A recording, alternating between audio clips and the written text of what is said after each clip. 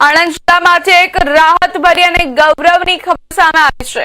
ભારત સરકાર વિદેશ મંત્રાલય અને આણંદના સાંસદ મિતેશભાઈ પટેલના સતત પ્રયાસોથી ઓપરેશન મહીસાગર 2.0 અંતર્ગત બોરસદની 2 સગી બહેનોનું સફળ રેસ્ક્યુ કરવામાં આવ્યું છે। થાઈલેન્ડથી લાઓસ સુધી ફેલાયેલા હ્યુમન ટ્રાફિકિંગના જાળમાં ફસાયેલી બંને યુવતીઓને સુરક્ષિત રીતે વતન પરત લાવવામાં આવી છે।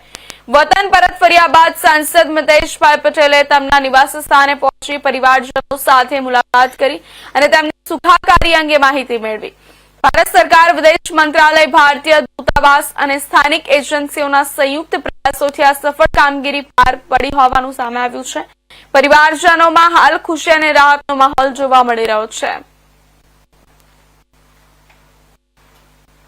નમસ્કાર।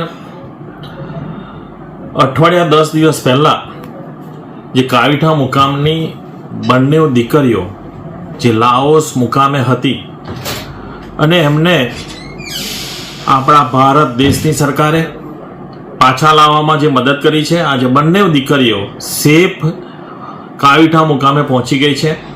હમણાં જ બંને દીકરીઓની હું મુલાકાત લઈને આવ્યો છું।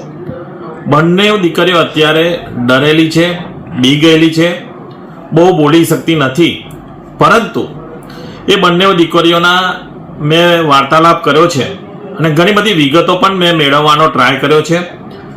આપણને સૌને ખરેખર જોઈએ તો આ બંને દીકરીઓ આજે જે ભારત દેશમાં પાછી આવી છે, બોરસદના કાવીઠા મુકામે પાછી આવે છે, એ ભારત સરકારે જે મદદ કરી છે, આદરણીય પ્રધાનમંત્રી નરેન્દ્રભાઈ મોદી સાહેબના નેતૃત્વમાં એક્સટર્નલ અફેર્સ કમિટીમાં અને વિદેશ મંત્રાલયમાંથી એસ જયશંકરની ટીમે જે એમને મદદ કરી છે, એમનો હું દિલથી આભાર માનું છું।